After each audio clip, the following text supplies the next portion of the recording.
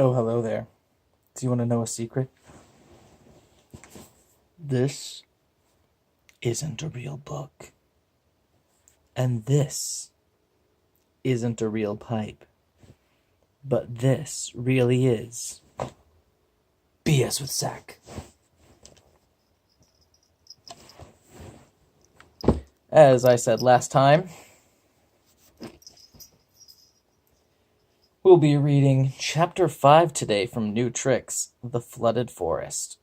Last time, Olivander and William woke up in the morning. They had a delicious breakfast with pastries and quiche, even though William doesn't know what quiche is, and orange juice, even though William doesn't know what orange juice is.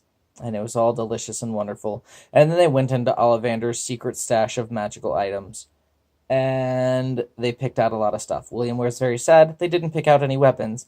They just got bags that let you move stuff from one place to another, and bottomless bags that let you put a lot of stuff in it, and a mirror that let them talk to each other, and really comfortable sleeping bags. Probably a couple of other things. Small things. Nothing big. And now they're off on adventures. And so that's where we're going to pick up today, with Chapter 5, The Flooded Forest. William played darts downstairs with a couple of strangers. One, a poor-looking fellow in simple clothes of brown and grays, and a week's worth of stubble adorning his chin.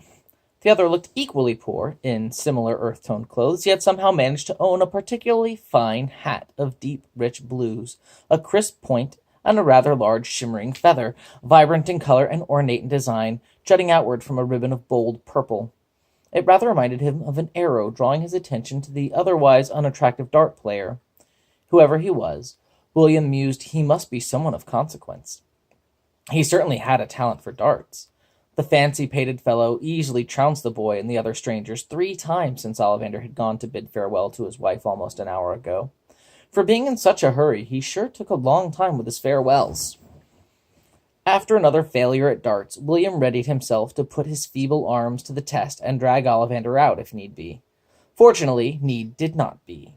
No sooner had the boy resolved himself to an impossible physical act than the legend emerged from his living quarters, followed by the lovely Sally Sunshine, beaming in an adorably coy way. Both had a glow about them that prompted applause from the patrons of the Laughing Raven. William clapped along awkwardly, looking over the cheering faces in hope of gleaming some glimmer of understanding. Sweet boy. Someone called out something about adventures and barmaids. Sally called back something about being cut off. Olivander said something about needing to leave before things got messy. Sally said goodbye. Olivander said goodbye. The rest of the bar said goodbye. William groaned. The bar laughed. William huffed. Olivander made a toast to the unknown. People drank, and in the clamor for refills, William and Olivander unceremoniously slipped out the Laughing Raven and onward to adventure. The dirt road might as well have been paved stone, packed as hard as it was after years of heavy use. Deep ruts forced wagons to the center of the road, which at least kept the more posh carriages from running the 2 travelers into the ditches and undergrowth when they passed. At times, William almost wished for mud, something that might yield a little when he put his foot down, unlike the unforgiving dirt. Still, true to their endorsement, the shoes kept at bay the jarring pain brought by footsteps on hard ground, mile after country mile. And it was a beautiful road, all things considered. Was it long and winding? Yes. Did it lead to the land brimming with bloodthirsty kobolds? Yes, or at least probably yes. William had no idea how long they'd follow it or when it ended, but for the sake of sanity, he decided that it must end somewhere. None of that, he mused, changed the reality that the boy and the man, nay, the 2 men, nay again, the 2 adventurers, found themselves surrounded by lush trees bearing a green unlike any back in William's 6th realm home. Flowers seemed to grow taller, with colors more brilliant, as though they received a little dose of optimism with their afternoon snack of sunlight and thunderstorms. The leafy canopy above protected them from the worst of the sun's rays, and the birds nesting within called out to one another in small tweets and twitters as if to say, "It's 15 minutes after 9 in the morning, and all is well on this beautiful sunny day along Plowman's Path. High of 85, low in the mid-60s, and a good chance of afternoon showers, so if you're going out, take a carriage." Birds, William decided, were very efficient when they spoke, capable of communicating detailed reports on weather and time of day with just a few notes. William could imagine no path more pacific to lead to the utter destruction of a village. He smiled softly as the rising sun peeked through the leaves and branches to the west of him. "Wait a moment," William blurted, freezing in his tracks. "The sun isn't supposed to rise in the west." "I know," replied Ali, all smiles and sunshine. "That's why it's coming up in the east." "Oh," William said, considering. He resumed his pace a few steps more and stopped fast again. "But that means we're going south." "Correct," Olivander said, the distance between himself and the stalled William growing. "And I'm not stopping, which means you need to either keep up or stay home." "But," the boy stammered, processing the old adventurer's statement, "I thought we were heading for my home." "Well, then you'd better keep up, shouldn't you?" William stared in disbelief before running to catch up. In the short exchange, the old barkeep managed to put more than a few yards between them, and the youth was a little winded by the time he closed the gap.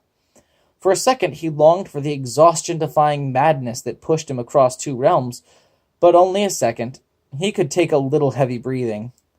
"What I meant was," he panted between deep breaths, "why are we going south? The quickest way is through the first gate." "Oh, is it?" asked Olivander, just a dash patronizing. "And why is that?" William took a moment to fill his lungs and resume a normal breathing pattern before continuing. "Wherever we're going, we're headed south. The first realm is north of here. The Laughing Raven's not far from the first gate of the fourth realm. Barrow's End isn't far from the first gate of the sixth realm. We cut through the first realm. I made the run in little under a fortnight. It's the quickest path." "Shortest path," came Olivander's laconic reply. "And thus quickest." "There's a difference between shortest and quickest." The old adventurer eyed William. The boy's lips pursed and his eyebrows squinted. Olivander could almost see the thoughts trying to fit together in his blank stare. "Follow me." Olivander stepped off the path and into the woods around him. Only a few yards distant, the earth quickly gave way to unmoving brown water, covered with a vibrant green film. The oak and pine gave way to a different kind of tree, with a paler bark and a broad base rising to a thin trunk. Not a speck of direct sunlight cleared the ceiling of leaves overhead. Instead, a soft green glow filtered and diffused through the emerald canopy, lit the wet landscape. It was quieter here, too. He could make out a few birds and the buzz of cicadas, but not much else. There was an eerie stillness to the place, the kind reserved exclusively for churches and graveyards. William met the strange new world with instinctive reverence. "This," Olivander proclaimed in a booming basso, hands sweeping across the horizon as though he were clearing away a curtain revealing a prize or future inheritance, "is the flooded forest." The sudden volume in such a peaceful place startled the boy. He jumped, which nearly sent him sprawling onto the water. He regained his footing. He backed slowly away. After regaining his footing, he backed slowly away. "Flooded forest?" William reasoned. "Then the stillness must be funereal, not sacred. Grave air, that's what it was. People once lived here, and then some evil force swept in, washing away villages and homes and lives. These waters were probably teeming with ghosts and specters and other undead, hungry for life, eager for revenge, no matter how misplaced. Would they change the name of Barrow's End to the Ashen Plains or the Burnt Forest when all was said and done?" "What happened?" William asked. "Pardon?" "To the forest, to flood it. The wrath of a jealous god? Vile sacrifice by some nefarious sorcerer to fuel his infernal magics?" "Nothing," Olivander replied simply. "Nothing?" "Nothing at all." "Then how did it flood?" William asked. "It didn't, William. Never did. It's always been like this." Olivander could see the boy still scratching his head. "This is a swamp. They don't have them in the sixth realm, but they're like forests growing up out of a shallow lake. You find them around wet places and regions that get a lot of rain, near rivers and deltas and things. Well, long ago, as man spread out and explores and finds new places to live as man is wont to do, he comes to this swamp, a land the likes of which he's never seen. and he does his best to make sense of this new world based on what he knows of the old. He's never seen a swamp before, but he has seen a forest, and he has seen flooding, so naturally, to him at least, a flooded forest it must be. Doesn't matter what it actually is. What does this have to do with going south? It tells you two things. First, don't assume that just because you know the way of the world back home that you will understand the ways of the world wherever you go. Until you take a closer look, you're probably working with faulty information, and that kind of thing wastes time and gets people killed. Oh, don't worry, replied William. I have no illusions about understanding the way of the world at home or anywhere else.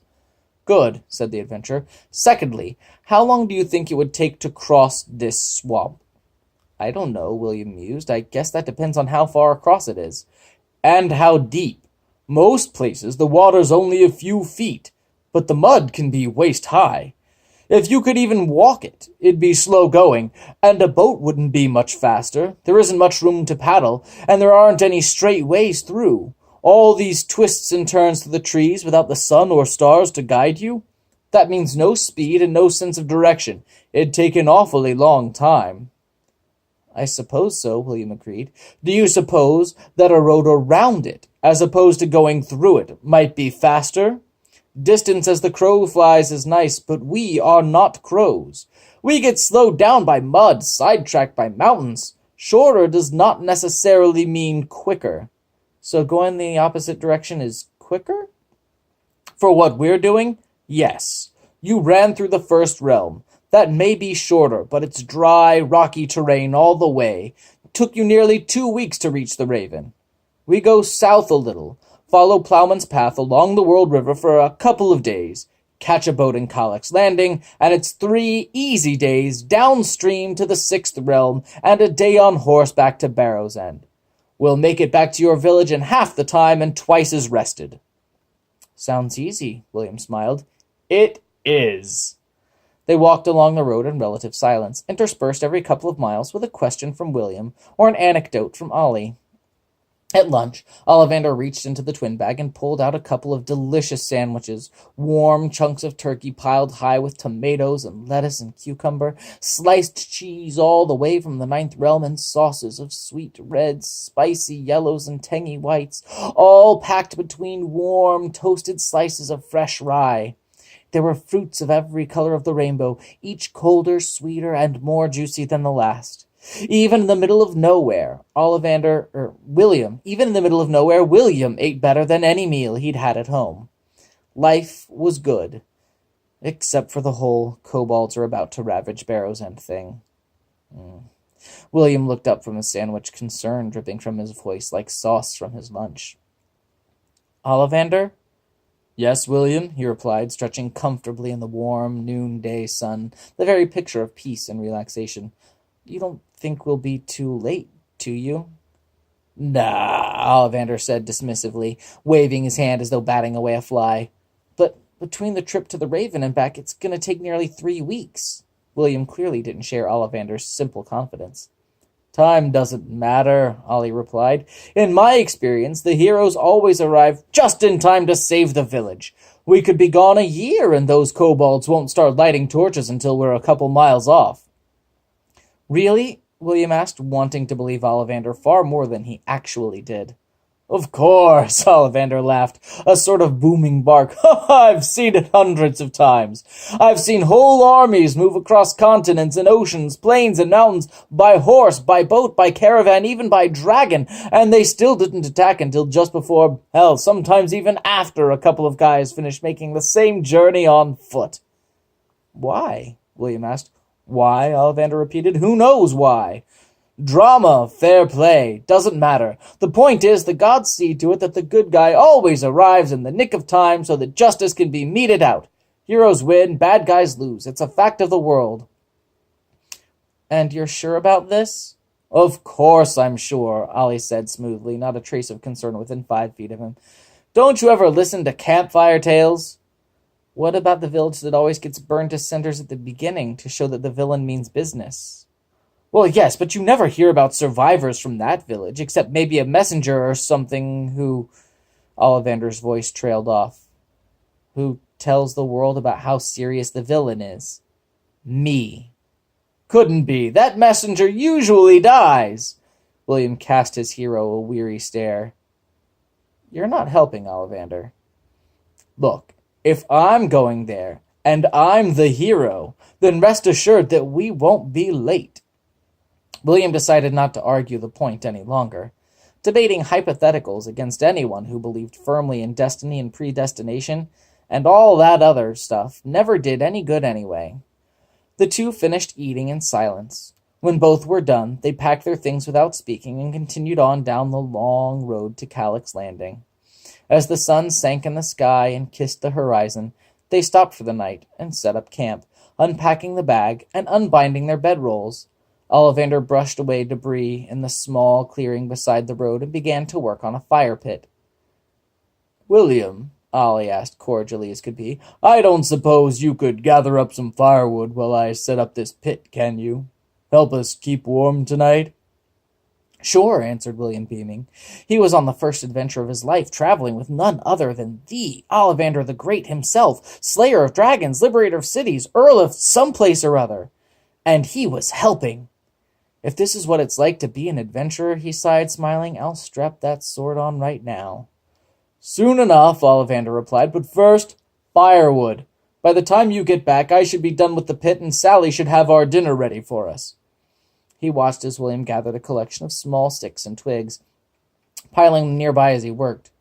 Maybe the kid wasn't chosen or talented, but he was enthusiastic and he was eager to learn, and in Ollie's experience that went a long way. Speaking of experience, the mountain of a man mused, it was about time William got a little of his own. No, this won't do, he murmured as the boy brought another meager load for the fire. Wood's not big enough, won't burn 5 minutes. This is as big as I can find, the boy protested, hurt at the idea of failing Olivander. Of course it is, Ollie replied. You're looking by the road. Why, every traveler to come by has had his pick of the wood before us. There's nothing left but twigs and bits too wet to burn. If you want good wood, you'll have to go off the path a bit. William began to wander aimlessly into the trees and underbrush. Wait, Olivander called, pointing. East a little ways. There's a clearing with a tall old oak tree in the middle. There's always plenty of old wood for the taking there. Thanks, William grinned from ear to ear as he turned toward the direction Olivander had pointed, marching off into the darkness of the forest. He would help. He would get the wood and build the fire and enjoy another wonderful meal as they drank wine and swapped tales of mischief and adventure like the manly heroes they were. Except, William thought, why did they need a fire?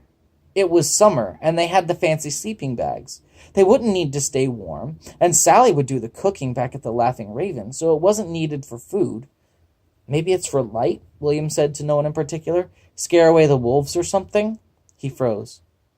There could be wolves out there, hiding amid the trees and the bushes, lurking in the shadows, waiting to take the weakest member of the pack, the meager little William, now many yards off from protection. As if on cue, a ghostly howl pierced the concealing darkness and shadow in the forest. In the distance of the forest. I'm going to start that sentence over again. I'm sorry. You're getting a free product. You can work with me going back a sentence. As if on cue, a ghostly howl pierced the concealing darkness and shadow in the distance of the forest. The birds halted their song. The insects ceased their chirping and rattling and buzzing. For a moment that stretched like years, William could hear only 3 things: his breath, his heartbeat, and the echo of the wolves. Better not keep old Ollie waiting, he said to himself, voice shaking like a leaf in a gale. Though the thought never felt the shape of words in his mind, the unspoken subtext of his silence-breaking outburst ran along the lines of, if I'm running because I need firewood, and not because I don't want to die a horrible, mangled, wolf-eaten corpse, then I'm not a coward, right? Regardless of intent, run he did, through the branches and brambles and brush, getting cut and scraped by rogue branches and vicious thorns. His body burned as sweat and dirt filled the gashes. The grime mingled with blood and sent stinging jolts of misery arching through his limbs, a suffering he tried his best to ignore. His legs caught bushes, his arms vines, his head low branches, and his feet roots. The whole forest was out to get him. Tangled in ivy, toes snagged in the crooks and knobs of protruding roots, he lurched forward one awkward step at a time. All the while the howls drew closer and closer. He was going to die. Not 200 yards away from the world's most powerful man, and he was going to die, devoured by overgrown dogs, all over some stupid fireword they didn't even need. Adventure. Pfft, who needed it? I think we'll go ahead and stop recording for there, and we will pick up next time with Chapter 6, A Rusty Sword. Until next time, I hope you've enjoyed your bedtime story. Get some rest, have good dreams, and we'll see you in the morning.